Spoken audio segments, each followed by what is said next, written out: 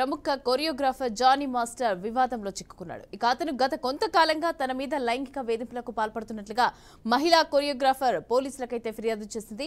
ఫిర్యాదు తీసుకున్న రాయదుర్గం పోలీసులు జానీ మాస్టర్ పైన కేసు నమోదు చేశారు. ఇక చెన్నై, ముంబై, హైదరాబాద్ తో సహా వివిధ నగరాల్లో కూడా అవుట్డోర్ షూటింగ్స్ చేస్తున్నప్పుడు, అలాగే నార్సింగ్లోని తన నివాసంలో కూడా జానీ తనపైన అనేక సార్లు లైంగిక వేధింపులకు పాల్పడ్డారని సదరు మహిళా కొరియోగ్రాఫర్ ఫిర్యాదులో పేర్కొంది. అయితే ఆమె ఫిర్యాదు మేరకు రాయదుర్గం పోలీసులు అయితే 0 FIR అయితే నమోదు చేశారు. ఇక తదుపరి విచారణ కోసం నార్సింగ్ పోలీసులు కేసును బదిలీ చేశారు. జానీ మాస్టర్ పైన IPC సెక్షన్ 376 క్రిమినల్ బెదిరింపు 506 అలాగే గాయపరచడం 323లోని క్లాస్ కింద కేసు నమోదు చేసినట్లుగా పోలీసులు అయితే తెలిపారు. ఇక పవన్ కళ్యాణ్ కు వీరాభిమాని అయిన జానీ మాస్టర్ అయిన ఏపీ ఎన్నికలకు ముందు జనసేన పార్టీలో చేరారు. ఇక ఆ పార్టీ తరపున పలు చోట్ల విస్తృత ప్రచారం కూడా నిర్వహించారు.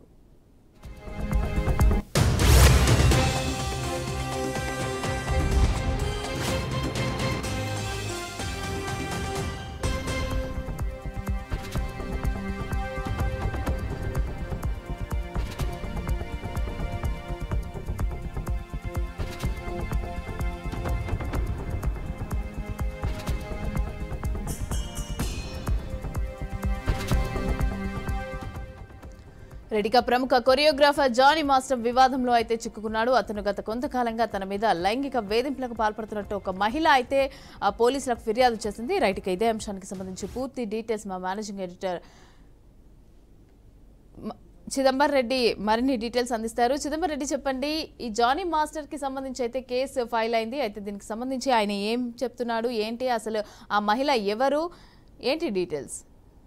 అయితే జానీ మాస్టర్ ఇప్పుడు ఒక కొత్త రకమైన వివాదంలో చిక్కుకున్నాడు అని చెప్పొచ్చు. ఎందుకంటే తన పైన అంటే ఒక మహిళా కొరియోగ్రాఫర్ పైన తన అత్యాచారాన్ని పాల్పడినట్టు తను ఒక కేసు అయితే నమోదు చేశారు. ఆ కేసు నమోదు చేసే క్రమంలో కొన్ని కీలకమైన అంశాలు తను మెన్షన్ చేసిన అందులో ముఖ్యంగా చూస్తే మాత్రం అవుట్డోర్ షూట్స్ కి ఎప్పుడైతే వెళ్ళామో అక్కడ తన పైన అత్యాచారం చేయడంతో పాటు గాయపరిచారని చెప్పడం, అంతేకాకుండా తను ఇక్కడ హైదరాబాద్ లో ఉన్నప్పుడు కూడా తను పిలిపించుకొని తన మీద అత్యాచారాన్ని పాల్పడినట్టుగా మరొక కేసు, అంతేకాకుండా ఈ మొత్తం షూటింగ్ స్పాట్స్ సంబంధించి ఎక్కడ ఉన్నా సరే తనని లైంగికంగా వేధించారని చెప్పి తను కేసు పెట్టారు. అయితే గత కొంతకాలంగా చూస్తే జానీ మాస్టర్ అనే వ్యక్తిని మనం చూస్తే ఖచ్చితంగా రెండు అంటే సౌత్ ఇండియాలోనే కాకుండా ఈ మధ్య కాలంలో ఉత్తర భారతదేశంలో కూడా బాలీవుడ్ లో కూడా మంచి ఒక నేమ్ అయితే తీసుకునే ప్రయత్నం చేస్తారు. ముఖ్యంగా అయితే మాత్రం టాలీవుడ్ అలాగే తమిళనాడు ఇండస్ట్రీకి సంబంధించి కీలకమైన సాంగ్స్ ప్రతి మూవీలోనూ తను ఖచ్చితంగా ఉండేలాగా చూసుకునేలాగా పెద్ద పెద్ద స్టార్లు సైతం తనని ఆఫ్ చేసుకుంటున్న పరిస్థితి. అయితే ఈ సందర్భంలో తన కెరీర్ ఖచ్చితంగా పీక్స్ లో ఉందని చెప్పొచ్చు. ఈ టైంలో ఇలా అత్యాచారానికి సంబంధించిన ఆరోపణలు రావడము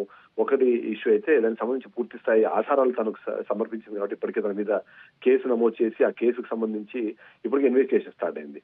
ఓవరాల్ గా చూస్తే మొత్తము తన మీద కేసు పెట్టే క్రమంలో కూడా ఆ లైంగికంగా వేధిస్తున్నారని ఎవరైతే పెట్టారో అది రాయదుర్గం PS లో ఈ కేసు నమోదైంది. కేసు నమోదైన సందర్భంలో తన మీద కీలకమైన సెక్షన్లు కూడా ఇప్పటికే తన మీద చేశారు. అందులో ముఖ్యంగా తనపైన FIR నమోదు చేసి చేస్తున్నారు. ఏదైతే దర్యాప్తు చేస్తున్నప్పుడు కొన్ని విషయాలు అంటే చాలా నగరాలు అవుట్డోర్ షూట్స్కి వెళ్ళినప్పుడు వివిధ ప్రాంతాలకు వెళ్తుంటారు కాబట్టి బయటికి తీసుకెళ్ళినప్పుడు అసలు కూడా తను లైంగికంగా వేధించారు, అలాగే తన మీద అత్యాచారం కూడా పాల్పడ్డారంటూ తను చెప్పిన పరిస్థితి మనకు అనిపిస్తుంది.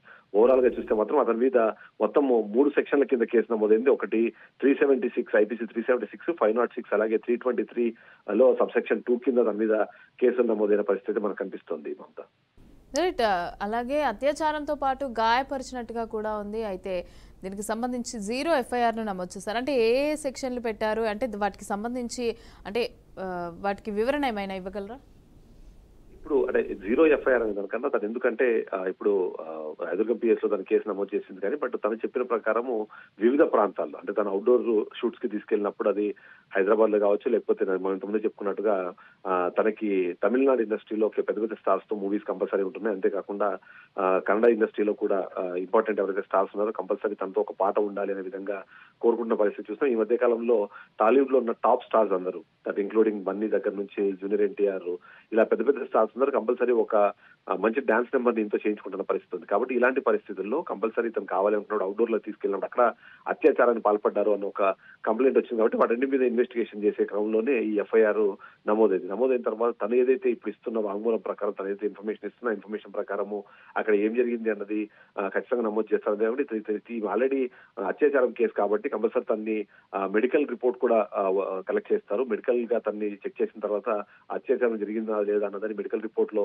తీసుకున్న తర్వాత తను ఏదైతే గాయపరిచారని చెప్పి ఏదైతే కంప్లైంట్ చేస్తుందో గాయపరిచే క్రమంలో తనకున్న గాయాలకు సంబంధించి కూడా మెడికల్ రిపోర్ట్ ని ఖచ్చితంగా తీసుకుంటారు. ఇప్పుడు ఆ గాయాలు ఉన్నాయా లేకపోతే మానిపోయినాయి అన్న విషయంలో ఒకవేళ నిజంగానే గాయాలు మానిపోయి ఉంటే దానికి సంబంధించి కూడా ఒక ప్రాథమికంగా ఒక సమాచారం అయితే పోలీసులు తీసుకోవాలి. ఇది తీసుకున్న తర్వాత ఛార్జ్ షీట్ నమోదు చేసే అవకాశం అయితే ఉంది. బట్ ఓవరాల్ చూస్తే మాత్రం 3 కేసులు 376 అంటే అత్యాచారం కేసు, 506 అంటే తనని లైంగికంగా వేధించడంతో పాటు మానసిక క్షోభకు గురి చేసినట్టుకు, అలాగే 323 తనని గాయపరచడము, తనని లైంగికంగా వేధించే క్రమంలో తనని ఒత్తిడికి గురి చేశారన్న సెక్షన్ల మీద కేసులు నమోదైనాయి. కాబట్టి దీని మీద అంటే కేసు చాలా సీరియస్ గా ఉంటుంది. అంతేకాకుండా ఇతను ఆల్రెడీ ఇప్పటికే అంటే జనసేనకు సంబంధించి స్టార్ క్యాంపెయినర్ గా తిను గత ఎన్నికల్లో కూడా ఉన్నారు. కాబట్టి ఇది రాజకీయ రంగు కూడా పులుముకునే అవకాశం అయితే మనకు అనిపిస్తుంది Mamata. Right, thank you Chidambar Reddy, thanks for the updates.